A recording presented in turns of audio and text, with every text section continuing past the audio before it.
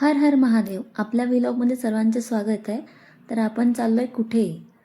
संभाजीनगरला. तर आपण सकाळी 6 वाजता पोचलो संभाजीनगरला.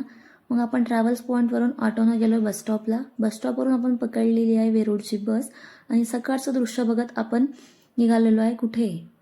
घृष्णेश्वराच्या दर्शनाला. सकाळी 7 वाजता आपण पोचलो आहे मंदिरामध्ये. मग आपण एक छोटासा टिळा लावून घेतला आहे. मंदिराचे वैशिष्ट्य असे की इथे जेंट्स लोकांना शर्ट काढून दर्शन घ्यावे लागतात आणि मंदिरामध्ये फोटोशूट मनाई असल्यामुळे आपण समोरच्या मंदिरामध्ये थोडा फोटोशूट केला. तिथं घेतलं आपण महादेवाचं दर्शन. हर हर महादेव. नंतर बघतो तर काय, बाहेरून इतका सुंदर व्ह्यू दिसतो आपल्याला घृष्णेश्वराच्या मंदिराचा.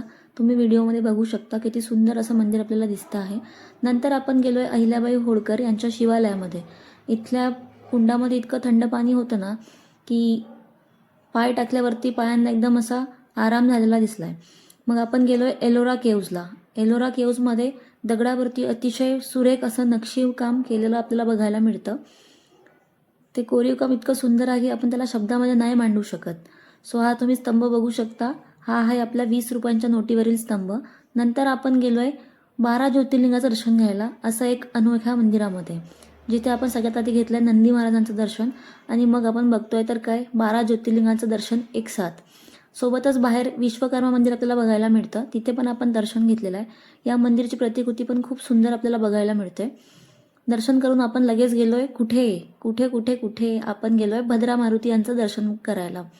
सो आपण भद्रा मारुती दर्शन करायला गेल्यावर तिथे आपल्याला दिसतं की मारुती महाराज निद्रा अवस्थेमध्ये आपल्याला दर्शन देतात.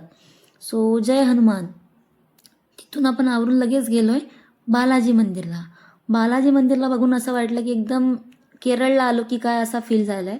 तुम्ही बघू शकता अतिशय सुंदर मंदिर आपल्याला बघायला मिळालेलं. बालाजीचं दर्शन घेऊन आपण थेट गेलोय कुठे? तर आपण त्या मंदिरचा बाहेरचा व्ह्यू बघायला गेलेलो. या मंदिरचा बाहेरचा व्ह्यू पण इतका सुंदर होता, बघताच एकदम मन भारावून गेलं असा व्ह्यू होता. मग शेवटी गेलो आपण देवनागरी किल्ला बघायला. जय भवानी, जय शिवाजी, जय शंभूराजे. इथे आपल्याला एक भव्य मिनार बघायला मिळते. हा किल्ल्याची विशेषता अशी की या किल्ल्याला कोणीही युद्ध करून जिंकू शकलेलं नाही आहे.